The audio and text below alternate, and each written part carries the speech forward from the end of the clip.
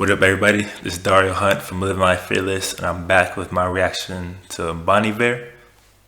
Bon Iver?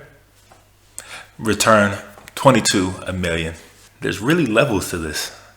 There are very few artists out there that can stand on their own, where the work is insular and apart from the rest of the landscape, where the work isn't dependent on trends or tradition, but instead is transformative in its own right.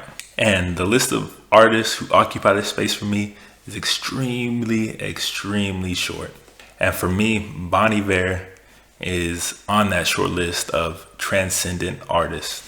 His Grammy-winning Bon Iver was a prime example of how everything he does is just different and stands alone from the crowd.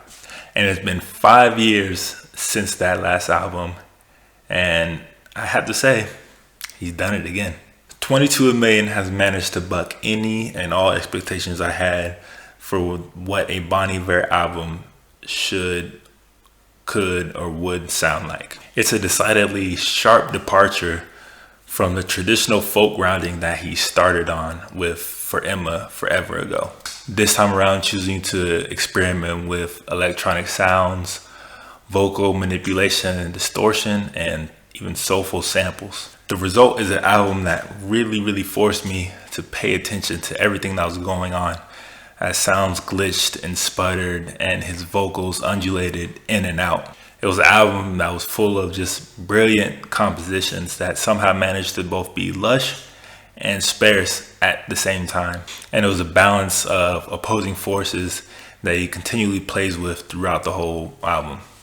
It was a really bold amalgamation of sounds, and I think it paid off into one of the most beautiful sounding records I've heard all year. He's always had a really strong voice, and even though this time around he plays with his voice in a lot of ways where he manipulates it electronically, puts it through all types of machines and distorts it, phase it in, phase it out, there's still a lot of moments where his strong voice is able to shine through. The overall theme of the album seems to be like his search for grace and salvation.